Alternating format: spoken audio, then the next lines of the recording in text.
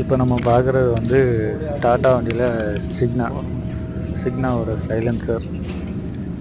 இந்த சைலன்சர் வந்து இப்போ இதில் இறக்கி க்ளீன் பண்ணுறதுக்காண்டி கலத்திருக்கும்.